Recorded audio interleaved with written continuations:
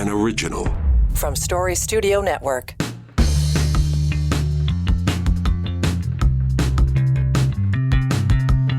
Well, look at that. We're past the halfway mark in the month of May, making the turn into the summer of 2023. Well, probably about 5 weeks from now. The day with the most amount of daylight. Can we stop calling it the longest day? Day, still 24 hours. A little bit more daylight. That's all good, right? So welcome in. Here we go. We're heading for a long holiday weekend in this part of the world, Victoria Day. And for those of you who are able to enjoy that, good on you. That final turn for the kids that are going to school and all that kind of stuff. So this year, I think, more than anything, a bit of a turn for some level of enthusiasm as we head into late spring, early summer, because I won't say that we're back to normal, because there's lots of things that aren't normal anymore, but there are all kinds of things that we can actually look to and say, yep, it's making a change back to something that resembles a routine, including, the Leafs being out of the playoffs, all that kind of stuff. We'll look at it positively. Dave Trafford here. It's Now and Next. Welcome in for Story Studio Network. And just some business that we want to attend to before we get into the meat of the discussion today. A few things that we were talking about. A couple of weeks ago, we launched our program called Ready to Record. For those of you who were interested in dipping your toe into the podcast world and finding out how, in fact, you could do that. We have just sort of wrapped up that portion of the program, but now we're into another layer of it. So where people are able to, we're calling it the podcast playground. Yeah. So people who've got their shows and they want some assistance and guidance on how to keep the show on the rails, maybe just put an ear on the show and help you make changes in terms of production, presentation, whatever it might be. So we're busy doing that. And we've got I want to say 3 or 4 more shows that we're getting ready to launch. So it's going to be a busy summer for the folks here at Story Studio Network. If you want to check it out, go to our website, storystudionetwork.com. Tomorrow will be Feed Drop Thursday on the show. We'll give you the news of the day, and then we're going to continue highlighting the first show we produced in Story Studio Network, and that was The Next Normal. And in this week, we will highlight a conversation that was led by Sarah Thorne at Decision Partners. And of course, Sarah is also the host of the EWN podcast. And that's one of the ones that we're getting set to ramp up again and get going into the summer and into the fall. So again, fairly busy. A couple of things that we've been talking about this week, and it was just sort of how it happened, and I think probably to some degree it was good that the Leafs were out of the playoffs because we were able to focus on what was going on Monday night at Daily Bread Food Bank and paid attention to the debate, the mayoral debate. And I think some of the conversation that came out of that debate was important on a number of levels, and certainly the folks at Daily Bread were able to pinpoint the some of the key issues, and and as I listened to it, it was interesting to me just by sort of happenstance. I had already arranged a chat with Owen Charters at Boys and Girls Clubs of Canada, BGB Canada, I guess, BGC Canada. I got to get it right. And it was interesting as we listened to what went on at the Daily Bread debate. It kind of translated into some of the challenges that they're facing at the clubs. And, again, poverty, homelessness, housing, and so many things are bringing pressures to bear on our youth right across the country. So when we talked about what was facing us here in the city of Toronto, it was very much about the future. So Owen and I got a chance to talk about it literally in terms of how it is affecting our future. That is our youth. If you haven't had a chance, dip in and check out yesterday's episode, because it was a pretty good conversation. And you get a sense of how there's scope creep, as we like to call it. They started out being an organization almost 100 years or so ago and wanted to make sure that kids stayed out of trouble. Now they're into situations where they are doing food bank or food delivery services for families, and actually making connections for teenagers and youth to various social services that they have challenges navigating.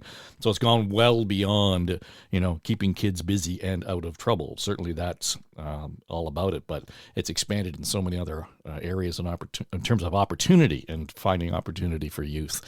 And interesting statistics that he offered up in terms of the number of kids who go to the clubs, who get involved in clubs, and they did this research in Manitoba, and they found that there was zero incidents of a kid being involved in the wrong end of the law, involved in drug use, etc., compared to the same cohort. And anyway, listen in, because the ROI, the social ROI for the Boys and Girls Clubs of Canada is pretty significant, and I didn't realize it until I talked to Owen yesterday.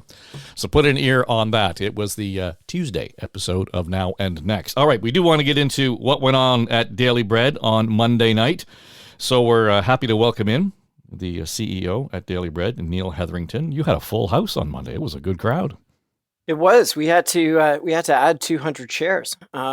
So we started off with 500 and ended up with 700 plus signatures to come in and hear what the platforms were going to be of the top 6 candidates. We had 5 at the top there, and it was an interesting night. So can we just go through the criteria in terms of how you chose the top 6? Because I saw a lot on social media about, Anthony Fury wasn't there. Rob Davis was out in the parking lot complaining about not being allowed in. Walk us through the thinking here. Yeah, well, they were certainly allowed in. And we're all given an opportunity to have materials there. What we did was we grabbed the federal election criteria. And so based on polling, there were 3 polls that were averaged, and then the top 6, which we felt was a manageable balance between democracy, getting voices out there, and having something where we could have a conversation. And then what we did was we're like, okay, well, wait a second. Like, how do we really make sure that other voices are heard? Because if you go with the top 6 in every debate, that's going to happen pretty nightly through between now and the election in June, we're just going to reinforce the top 6. So what do you do? And so we made sure that all the candidates were welcome to and knew about the debate, were welcome to be here, welcome to distribute materials. And then we also are posting anything that they want to say up on our blog. And so that will allow them to get the message out about their campaigns, their websites, and that type of thing. And so we did our best on a balance. It's never a good solution, but I do think we need to raise the bar on people getting into the election. 102 candidates is it's asinine. It really is. There needs to be a minimum, 1,000 or 2,000 signatures to nominate somebody to be on the ballot. Not just $200, and then you have all of these fringe candidates and a dog, because Molly, that is probably going to get a few thousand votes. Yeah, and I understand why people can do that just for the sake of the joke. But to your point, we're really talking about something here that runs contrary to the whole process, and that is getting the right voices into the right circumstances and finding opportunities for context and real discussion about stuff that affects people. Here's the challenge that, and you guys organizing this one, I've done them in the past, whether it was at the radio station or elsewhere. When I was at Global, anytime you do that, you run up against what's the format, and inevitably the morning after pundits 101 commentary on debates is always to bitch about the format. So I'm not quite sure even there's an easy way to manage a debate format that balances off 5 or 6 voices. And in your case, I think you guys probably tried to cover 3 or 4 major issues. And that takes a couple of hours. So the challenge with the debate becomes really cutting through and engaging the audience that you are targeting, right? So when you guys decided to do this, what was the overarching objective here in terms of this is the message we want to either clarify, get to, or understand better? Well, let me just talk a little bit about the format, because that's the one thing where all the pundits and the candidates said, "Job well done, Daily Bread," and so I was really pleased about that. The format for us, we had 3 questions. We wanted to talk about affordability in the city. So it was really like, what is your platform that will actually make this an affordable city for everyone, where everybody can thrive in community? And so we asked questions about affordable housing and transit and such. And then the audience asked questions, and then each of the candidates had the opportunity to ask one candidate one question. And that's where some sparks flew a little bit, and it allowed for a pressing to understand, does the math work on the platforms? Those types of things. Is it pie in the sky kind of promises that they are putting out for this city? And I actually think that when you scratch the surface, some of the candidates really did have pie in the sky kind of platforms that are not costed and are not realistic. Yeah, and I guess the challenge in all of that, and I'll just throw out one example when you get to the question and answer, and Josh Matlow was the first one to allowed to ask a question. I like to think I'm a guy who's paying attention. He got down in the weeds so far on that first question, and it was directed at Olivia Chow, to the point where I think Olivia Chow had a challenge in terms of, and I don't say this to be critical, it was just trying to wade through his deep weeded question. And to me, it was reminiscent of the conversations that happened at City Hall. It reflects this down in the weeds conversation that is really well intended, but tone deaf when it comes to what people really want to understand about how the city is run. And I thought, oh man, and quite frankly, I thought he was doing really well when he was actually talking about the questions that your moderator put to him. But when he got to the question and answer, it got so down in the weeds that we lost touch with it. And I think I saw some response online saying, okay, if this is how the mayor of this city is going to reflect an important priority issue, I don't know what he's talking about. And again, that was just set the tone, I thought, for the Q&A. So my point is, I think we get to an issue here. When you walk away from this, is there anything in there that cut through and you said, okay, we have found at least a hint that are solutions available to us that are understandable, there are solutions here that are achievable, and there is somebody on this podium somewhere in here who could lead us down the path to get to those solutions? Oh, there's so much in there. When you first started about the weeds, I was thinking, like, I would love the candidates to relate it to what everybody feels in the city. So when you walk down the street in Toronto right now, you are seeing more and more people experiencing homelessness. What are you going to do as a candidate to develop new shelters, transitional housing, RGI, and encourage the rental market? So here are the 4 things that I'm going to do, so that journey that you're taking down Yonge Street is parallel with the journey that somebody's going to have through a housing continuum. We see folks that are in parks. Well, what are you going to do to prevent encampments from happening at all? And I think that there are clear solutions versus some of the weediness that we saw in a variety of camps. I'm not going to comment on any one particular camp, but yeah. So I don't know. I just think that there's opportunity to make it relatable, whether it's on affordable housing, transit.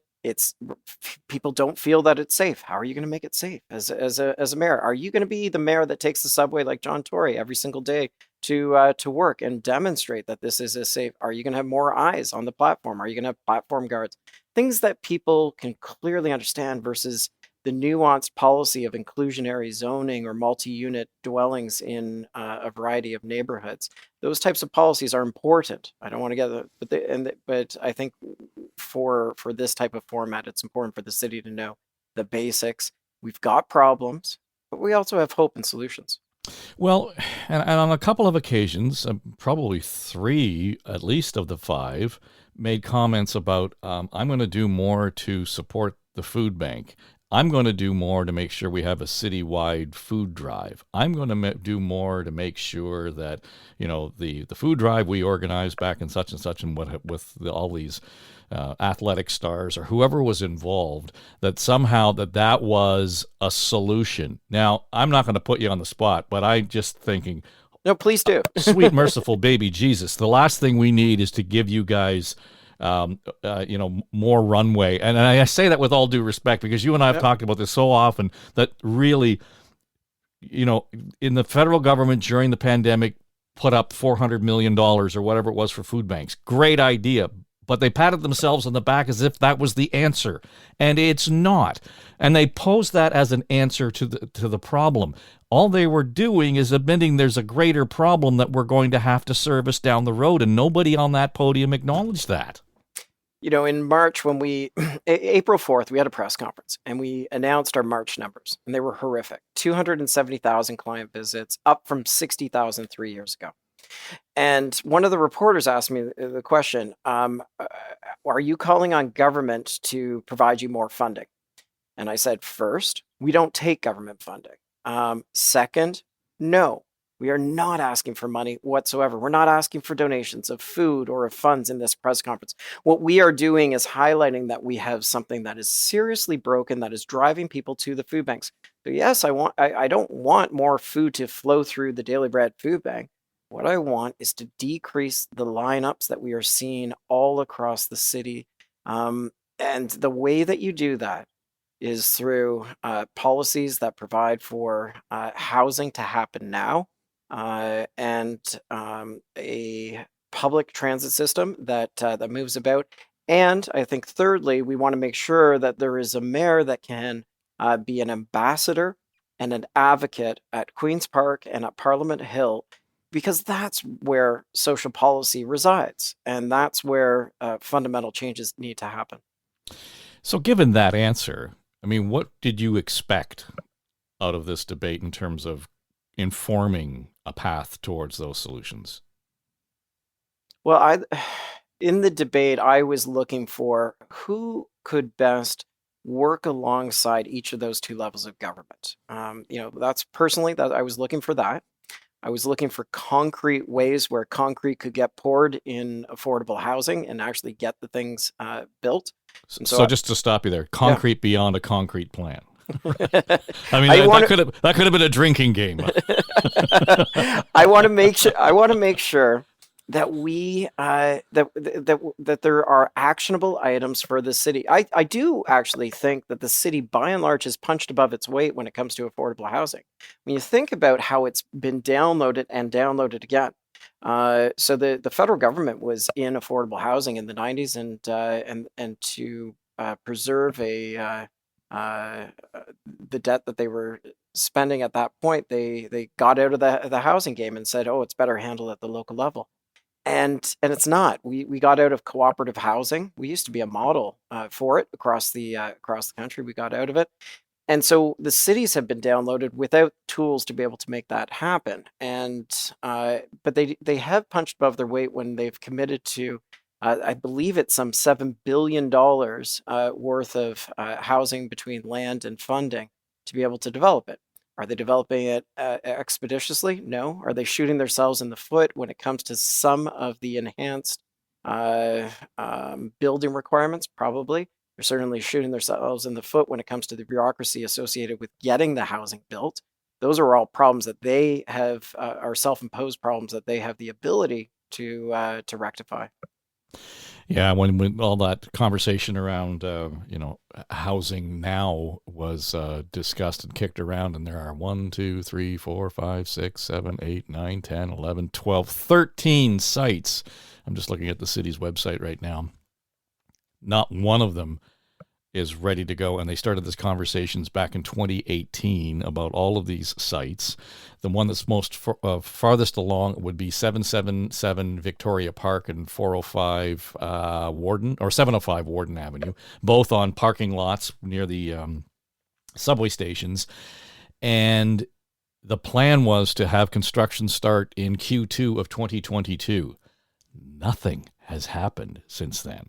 And they're parking lots. I Yeah. mean, roll the trucks in. I mean, it's important engineering, but it's not rocket science to start that. So why the delay? And as a result, here's the thing that they're now dealing with. At the time that they were getting financing or thinking about these projects 5 years ago, we were dealing with free money. Mm-hmm. And now you think about the costs associated with building those units and the enormous, like going from probably 4.25%. I mean, more than double that they would be paying now on any interest. So it is again another self-inflicted wound. And I think, for the sake of the councillors who are on that podium, and that includes Matt Lowe and Bradford, and to some degree, Anna Bylau. I mean, she was a councillor right up until the last election. They can't kind of point a finger at somebody else here and say, because collectively council has made these decisions. Council has overseen it. And to some degree, Brad Bradford, being the city planner, had his hand in the, recipe at some point too earlier in saying this is how we should process our urban plan. And I don't want to go negative on all of this. That's the problem with it, because all I heard was why you can't do things on Monday night. I was hoping to hear, how can we? Yeah. And I do think that we can. Yeah, you are right. 15% of city council last year was on the debate stage. So there is an opportunity for ownership on that front. And I do think that there are things that are available and tools that are available to the city to do it right now. And particularly on the disposition of city lands, I would like to see them partner with the private sector to get these things built. I mean, you think about the enormity and the of the Regent Park redevelopment. That, by and large, was not only the brainchild of Mitchell Cohen and the Daniels company, but it got built expeditiously alongside the community. And it's multiple phases, but there are thousands of people that are living there in new housing because there is essentially land for the developer and buildings for Toronto Community Housing, and it's been a successful project. And I think that type of partnership where you allow the good stuff of the private market to emerge. Yeah, and I think at a later date, once this kind of clears and we can kind of get a sense of who's going to hold the helm on this in the mayor's office come June 27, the question then becomes, how do we have to reconfigure, reimagine, reinvent community and social housing in Toronto? Because we're really still thinking about it in terms of a 1970s model, right? I mean, very much so. And it being such a large landlord. And when you look at for example, that development at Victoria Park, the locals, the folks in the neighborhood, are thinking of it as if it's, Toronto housing, that is to say social housing. And we have seen the lousy record of social housing in Toronto in terms of keeping the place up, just maintaining it. Yep. It's the asset deteriorates, and what does that do not just to the building but to the neighborhood and so on. So it's a legitimate concern when you start to look at these it being affordable housing for 99 years or whatever the term happens to be. We're still thinking of it in terms of that old model. We need to renew that whole view of what the city's role is in being a landlord, in how it maintains, how it services, how it deals with wait lists, all of those sorts of things that came up. But I didn't hear any of those solutions on Monday. No, I didn't hear them either. We haven't talked about, I mean, the backlog of not only individuals who need to get into affordable housing was mentioned a couple of times, some 80,000, I think the number is up to.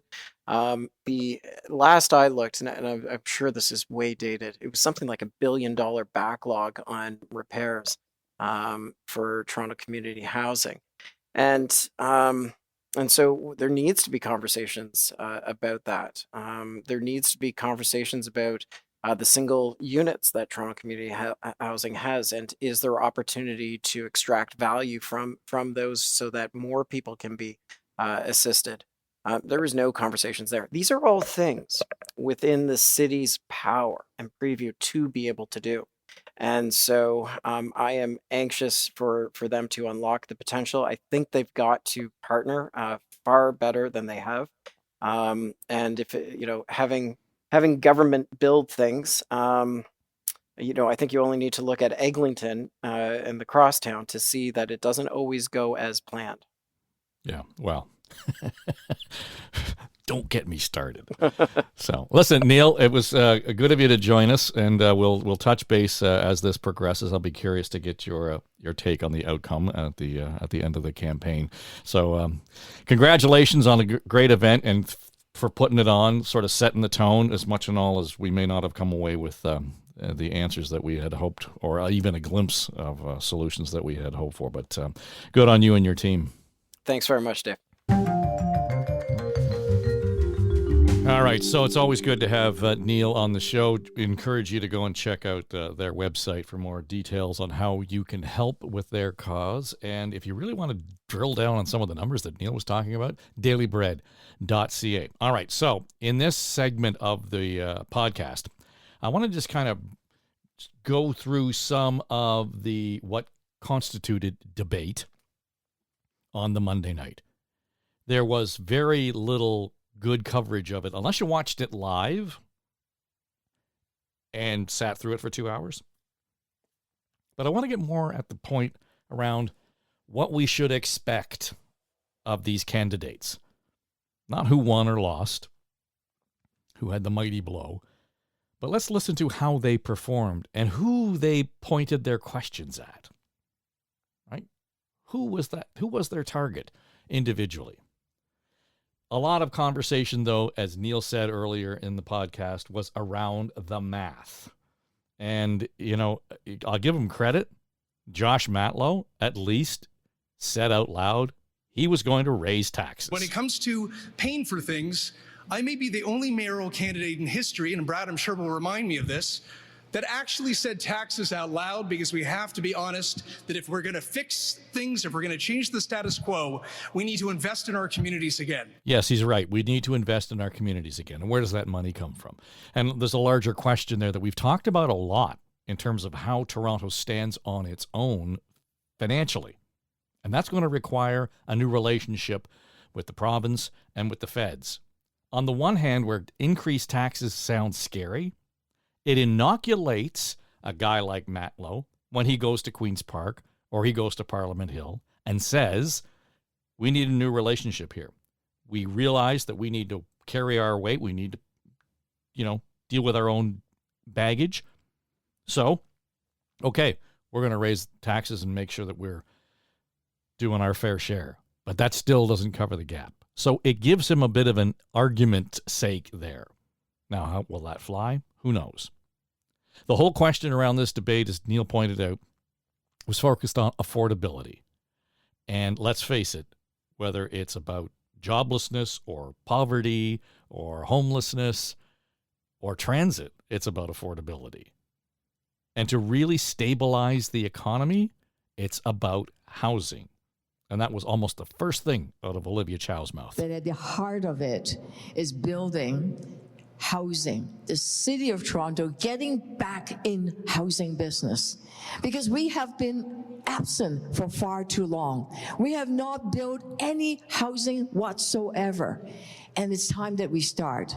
As mayor, I would build 25,000 units of housing, which means that less people will have to pay high rent because they are affordable. So there started the whole litany of numbers and, ideas being thrown around and big concrete plans that were waved about because people had them in brochures and pamphlets and booklets on the stage.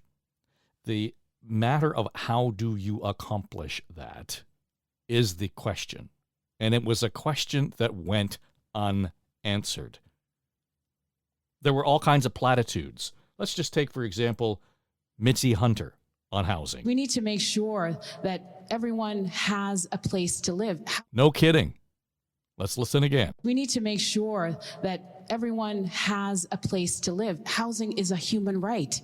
And a big part of affordability in this city is the 50% of people who rent. And so my plan, which is comprehensive, it's there, that anyone can take a look at it. It provides more publicly available affordable housing than anyone else on the mayoralty ballot, because this is the key that we have to unlock, which is how people can have access to affordable and deeply affordable, not just average market rents, and housing for families, 2 and 3 bedrooms, so that we can have homes that people can actually live in, not just tiny slices of condos in the sky. So this is about making sure that 77% of the Toronto Affordable Housing Corporation that I will establish is actually affordable housing and deeply affordable housing. So she wastes all of her breath and time talking about, yep, okay, good idea, nice idea, good idea. How do you do that? The Affordable Housing Commission that she talks about, that's where she should have started. Explain to me how that's going to work. How are we going to leverage that? How are we going to unlock all of this? That we have to do it is clear. That's why we're having this bloody debate. More platitudes? Let's go to Brad Bradford. My plan for housing on mayor is to increase the supply of housing of all types, not just downtown, not just on transit, but across the entire city. Unlock more housing opportunities for more people. Leverage our public lands to deliver more housing than ever before. So, again, good idea. Maybe, I'm not even sure there's an idea there. Right? Unlock and leverage land like never before. I mean, we accused Doug Ford of the bumper sticker campaigning. Classic example right there. And this is the guy who's leading the charge on affordable housing at City Hall right now. That's the best that comes out of his mouth. Yeah, except that at one point he did tell us that his best friend Paul lives in his basement, pays $1,000 a month in rent. Why? Because, well, he can't afford anything else. The housing czar in Toronto has offered up his solution to affordable housing is to rent out his basement. Don't quite understand it. And a bylaw taking on Josh Matlow over their ability to actually create more housing in their specific districts. She says it's got to come down to real action. Magical math and more bureaucracy is not going to bring you affordable housing. What is going to bring you affordable housing are concrete plans and people with a track record. I can tell you that I have delivered housing in the city. We can actually compare the numbers. We have Councillor Josh Matlow with a lot more development in his area. And since 2017, he's been able to secure 109 units of affordable housing. In Davenport, since 2017, with a lot less development, I've secured over 600 units of affordable housing. So, those numbers kind of stand out. And Matlow's answer to that? To base an entire housing plan on a pipe dream that Doug Ford is about to upload the Gardner and the DVP is not actually a realistic plan. We need to live in the real world right now. This is too important. I mean, it's too important. And that's why I'm not going to be moving forward with building an elevated section of an expressway like they did in the 1950s. We're going to be building on the ground. We're going to actually save money that we can invest in building housing. And yes, it's going to be RGI. It's going to be 80%. And the market, this is how they do it in Vienna. They've done it over 100 years. The market rents will have rent control. We're actually going to be able to move forward with a substantive plan that is proven, that can work, and that will actually have seed money to fund it. Housing now, again, my colleagues on council working with John Tory talked about housing, affordable housing. There isn't a single shovel in the ground, and that's not good enough.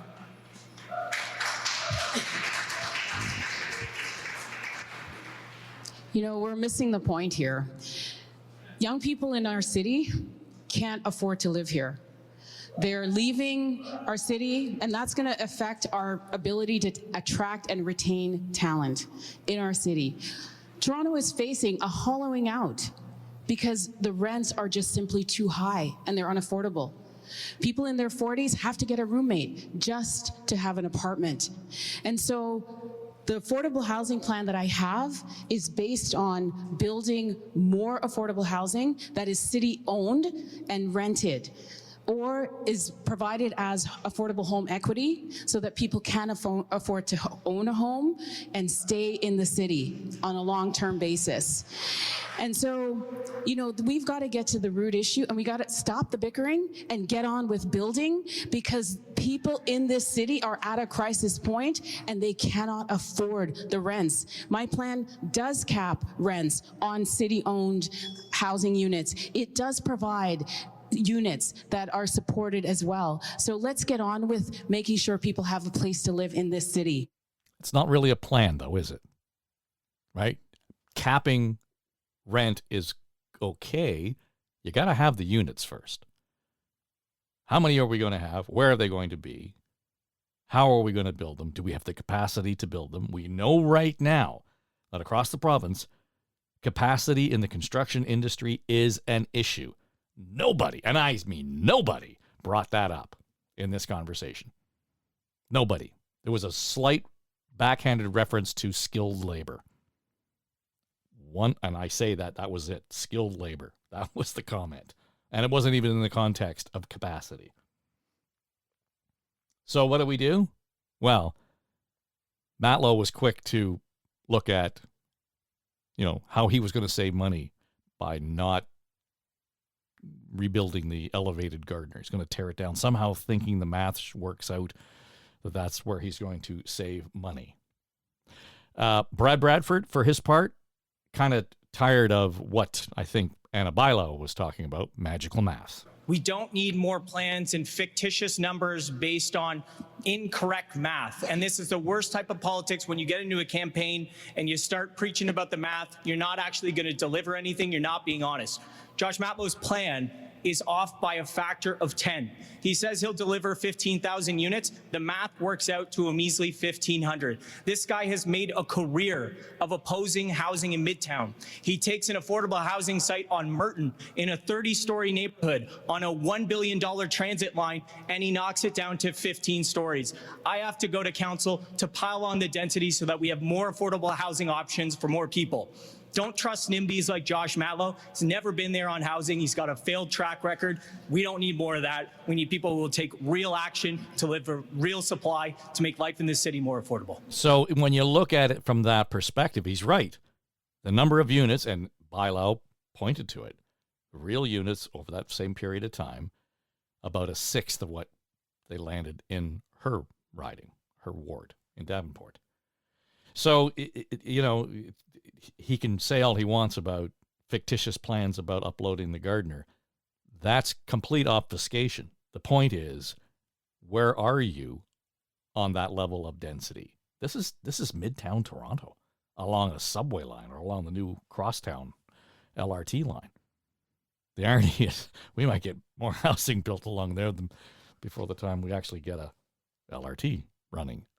So, Mr. Bradford kind of up on his haunches on that one, wanting to make the city more affordable. So I thought it was pretty interesting that Olivia Chow's first question, her question, was directed at Bradford. This question is to Mr. Bradford. I just did some calculation. With the fare increase, it's about $220 for a family of 4, of 2 adults and 2 teenagers, making 5 rounds of trips per week. That's a lot of money that you're taking out the pocket of people that needs TTC. In the middle of a housing crisis, in the middle of affordability crisis, in the middle of people needing to get to the food bank. How could you do that? Why did you vote for that? You're on the executive committee, the housing committee, you're on a lot of committees. I don't understand why you would raise the fare and then cut the service. Thank you. Go ahead, Mr. Thanks for the question, Olivia. Being in government is about making tough decisions, and we have a financial challenge in front of us right now that is frankly unprecedented. And my concern when I hear about all of your policies is they are going to make life in this city a heck of a lot more affordable, a heck of a lot more expensive for Torontonians. And you're costing your math on your housing plan doesn't pencil. The idea to tear down the gardener and find fictitious savings that aren't actually there, you're going to have to talk to Torontonians about how you're going to pay for your plan. The challenge with transit right now is people are not riding it. People are not riding it because they don't feel safe on transit. We need to take concrete steps to restore safety to the TTC so that we can bring ridership back. But again, we're going to need someone who can actually work with other levels of government to fund transit at the need that for far too long, we haven't seen other levels of government coming to the table. And I'm just concerned that with you in a leadership position, those conversations would not take place. We would not be able to sit down with the province. We would not be able to sit down with the federal government and get a fair deal for Toronto, because your approach is to fight with other levels of government, and all of the solutions to these complicated issues are about working together. So that's what we need to do on transit. That's what we need to do on housing. Your plan is to jack people's taxes and make life more expensive. I'm going to fight for affordability. So, kudos to him. He kind of danced around the issue. But go back and listen to the question. The question was, if you're so worried about affordability, how is it that you jacked up the TTC fare and dropped the services? You cut service and drove up the fares. Fair question. Pretty honest answer. Tough decisions had to be made. But then to kind of pivot and suggest that somehow that was related to Chow's policy that was going to make life more expensive, and then finish with the salvo that I'm on the side of affordability. No, you didn't really make it sound like that. Actually adding that kind of cost, real out-of-pocket cost on a daily basis for families who rely on the TTC, and who, if those who have no other choice, they're probably at the other end, at the end where they don't have a lot of choices financially either. So listen closely to those answers. He was a little rattled. He suggested that Chow would make life more affordable and then corrected himself. But then he found his footing. Brad Bradford, ready to take on Olivia Chow. Can you hear the mistake he makes in the way he asks this question? No surprise, my question is also for Olivia. A lot of questions tonight. Look, you just described wanting a good city. You just described wanting a caring city and an affordable city. I think actually all of us here want a good and caring and affordable city. My concern is actually hearing everything that you've been talking about in your proposals, and how you're going to bankrupt this city, how you are going to make life less affordable for Torontonians. It's the exact opposite of what we need to be doing. So you talk about the vacant home tax, you talk about the city building fund, you talk about MLTT. We've actually done the math on that, and it doesn't pencil. We have estimates that your proposals today will increase property taxes by 20% for Torontonians. And so my question to you is, how high is too high for Olivia Chow to raise property taxes in Toronto? Because people are terrified. People are terrified when they lose their homes. They're terrified when they have to come to the food bank. That's what they're terrified about. They're terrified the bus never shows up, or the subway closed down. Just like the other day on Bloor Street, I saw people, walking, stuck on buses. That's what they're terrified about. I don't know how you get that 20%. I don't understand your math.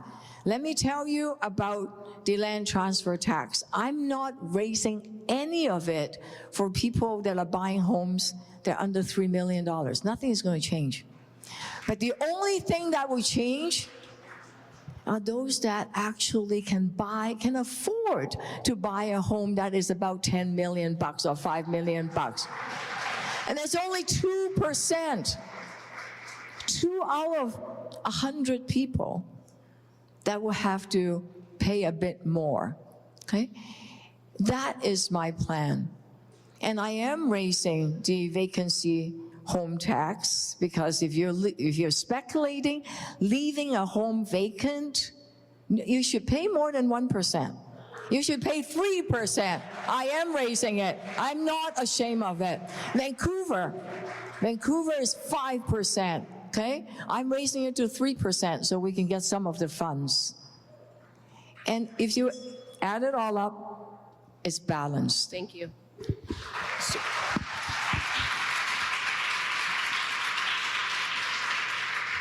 So I'm going to try one more time, and respectfully, I heard that they're struggling with math here, but I'm going to try one more time. Now, folks at home, listen to this. We're going to hear about a caring and compassionate city. We all want that. But the question for Olivia Chow is very simple. How high are you going to raise people's taxes? Because you can talk about vacant home tax, you can talk about city building fund, MLTT, try and pull the wool over everybody's eyes and pretend that that's a panacea of revenue tools. It's not there. The numbers don't add up, Olivia. So again, I'll give you one more opportunity. Be very honest with Torontonians. Don't dodge. I know you've been in politics a long time. Don't dodge, though. Just answer the question for everybody in the room and everybody at home. How much are you going to jack everybody's taxes here in Toronto? Over to you. You were under the executive committee of the last team, okay? And for some reason, your math seems to think that if you jack up the fares on TTC riders, that you're going to somehow get more riders, and therefore you make more money, that you can use that money to fill the budget hole. That's not how I do my math.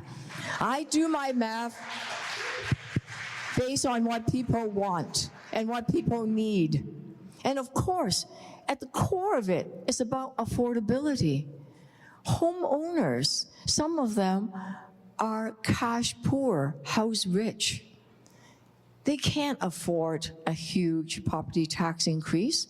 And never in my city hall career as a city councillor did I put a huge tax increase on people. I've never voted for that. And that is not my style. Thank you. No answer, Thank not you. being honest, Thank you. Torontonians. Thank you. Thank So you. there is the, the back and forth, and I want to leave that whole chunk in there just for the sake of context in the way, you listen to Chow. If she accomplished nothing else, she got the sound bites that she wanted. That's what showed up the next day in the media, the morning after on the radio. All of those quick sound bites. But there's not a lot of substance there at all. She's talking about how things used to be. If she's running on her record from 12 years ago, that's a long time. There's a lot of water under that bridge. This city is completely, and I mean completely different. If you live here, you know. If you don't, trust me. It's not just the pandemic that changed it, although it accelerated it.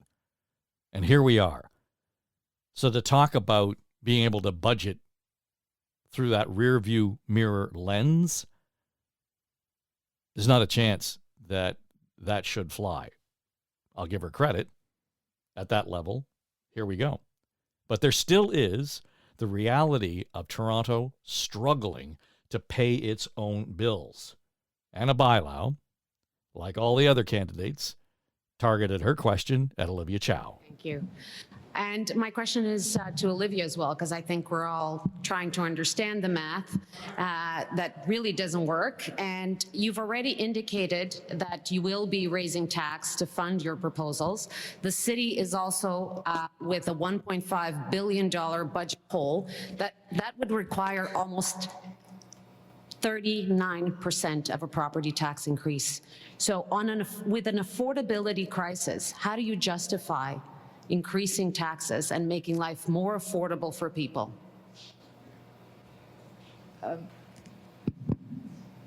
Thank you for that question, Anna. I don't know that $1 billion, the reason why there's a big budget hole, as I said, being on the budget committee for 10 years, it's always been a balanced budget. It's never been a big deficit. From my reading of the City of Toronto staff recommendation is that sometime in July, if the provincial and the federal government won't come to the table, then they're looking at some reserve funds and they're looking for some capital of current. And there's been a report, I believe, that said this is how they're going to deal with it. I looked at it, okay? And I think everyone at the table here probably will support it, but let me tell you one thing. I am not a person that would, behind closed door, negotiate some deal because it doesn't work. We've seen it not work. That's why we're in a budget hole. You know where power is? Power is when we come together and say to our other levels of government that you need to pay your fair share. That's when we get the power. That's when we get results. And we've seen it before. We've seen a fair deal before. Okay? It was done about 12 years ago with former Mayor David Miller. And we haven't had it since. And he didn't just do the negotiation behind closed door, he worked with all of us. And I would do the same.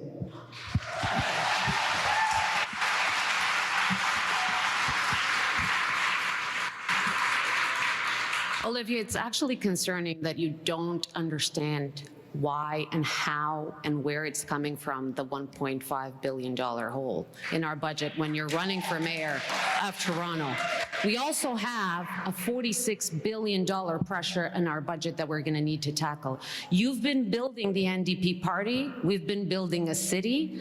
How are you going to be dealing with the provincial and federal government to get a fair deal for the city of Toronto? I'm sorry.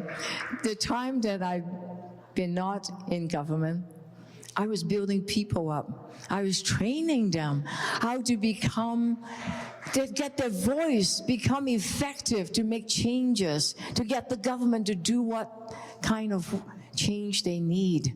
I didn't go and work for a private developer or a lobbyist. That's the difference. And don't tell me that I don't know how to read a budget, for heaven's sake. If you actually talk to anyone I worked with at City Hall, no matter which party or which political side they're on, they will tell you that Olivia Chow knows the budget really well. And I've always protected the reserve funds so that we don't spend money we don't have, so that we have a rainy day reserve funds. We always have a AAA credit rating at that time. And now I notice it's double A credit rating. It slipped somewhat in the last while, okay? So we need to come back to the table and say, involve people in the budget process.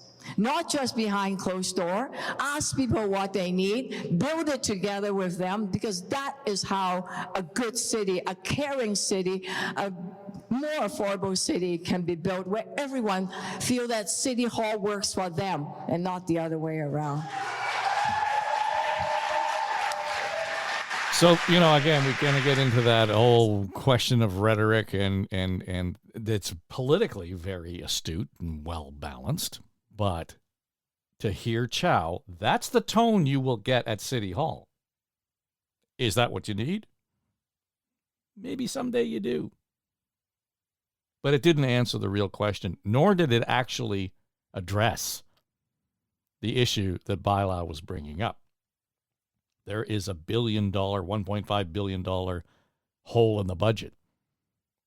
That $46 billion pressure. You know why? Yeah, because all of these services have been downloaded onto the city by other levels of government. To say she doesn't understand that is a misstep at best. She should have used that opportunity to say, I know exactly why it's there. It's got nothing to do with how this place is managed or mismanaged. It's the relationship that we have with the feds, the relationship we have with the province, and it's time for us to establish and confirm a new one. My experience at City Hall, my experience on Parliament Hill, blah, blah. That was the way to go. Didn't do that. Didn't do that. And it shocks me that that's not the top of mind message. All she made it do is sound petty and smarmy at the best of times. So before we go, I just want to kind of come back to a couple of things. And the whole issue here was around affordability. How are we going to make this city more affordable? And Brad Bradford stepped up and made this statement. And what I will do as mayor is work with our food banks, work with Daily Bread to ensure that they are in a position to deliver those mission critical services during times of crisis. When generators need to be running to keep the fridges going, to preserve the food, they need our support. And Daily Bread and other organizations are doing this city a service. As your mayor, I will be here to support the good work of these organizations and continue to provide people with food when they need it during crisis. Okay. The message in there was that he was going to help them keep the electricity running so that they could have the generators and the freezers and the fridges to preserve the food. What the hell? One. Two, the whole point of this is not to have a food bank. The point is not to put another big Band-Aid on it. Neil and I talked about it in the first half of the show, and he made it very clear. They don't want government funding. They don't want government support. They want government to tackle the root cause of the issue, and that is poverty. Anna Bilo went even further. It is imperative that we support our food banks to meet the immediate needs. That is why I announced a 5-point plan to support food banks. A 5-point plan to support food banks. Why don't we have a 5-point plan to get people off the street? That's where this has got to start. The idea that you are somehow going to make the food bank, I don't know, have more food, that's not going to shorten the line. You got to shorten the demand is how you do that. Period. And last but not least, I will run a citywide food drive with the mayor's office and city councilors to support Daily Bread Food Bank. That's an admission of failure. That's an admission of failure. The leadership in this city should be saying, these are the things that we need to do. We will leave it up to the food bank to collect the food. They're doing a great job at it. We heard the folks from the Boys and Girls Clubs of Canada. Yeah, they do something similar. There are social agencies already, nonprofits that know how to do this. What government needs to do, what leadership needs to do, what the next mayor needs to do is put poverty front and center in this city. Not one of them even hinted at the idea we're going to declare a state of emergency on housing. Declare the state of emergency on homelessness. Declare poverty a state of emergency in Toronto. Because we're already there. Next week, the Toronto Region Board of Trade will be holding its debate. Be curious to see who lands on that stage. I'm not sure they've announced that yet. But I'm going to drop in on that. But I'm going to be interested to hear if any of this changes. I know that they're doing debates almost every night. But these are important discussions. And I leave this with you with some level of context, longer clips. You can decide, is anybody on that stage ready to be mayor of the city of Toronto? If you are a voter in Toronto, you better hope so, because there's not a lot of opportunity otherwise. We get one shot at this, and understanding that whoever gets elected here is probably going to be elected for the next 12 years. Incumbency matters. So the choice is critical. It's an important choice. Who's it going to be? If you're in Toronto, make sure you vote. All right, that'll do it for us. This is an extended version of Now and Next for Story Studio Network. You can find me on social media, at Dave Trafford, Facebook, Twitter, Instagram, LinkedIn. Always happy to have your comment. We'd like for you to share it. Or, you know what, if this is a show that you think would resonate with somebody you know, tell them about it. Direct them our way.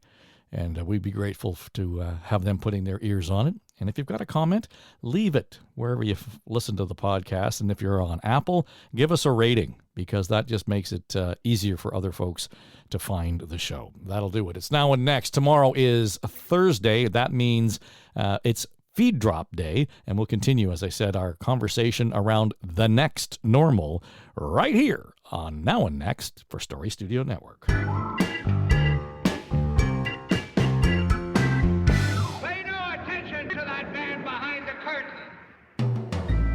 Now and Next is produced by Becky Coles. Our production manager is Jamie Nickerson. Audio editors are Mike Trutler and Drew Garner. And our sonic logo designer is Greg McDonald. Our executive producers are Dave and Aaron Trafford. This is SSN. Story Studio Network.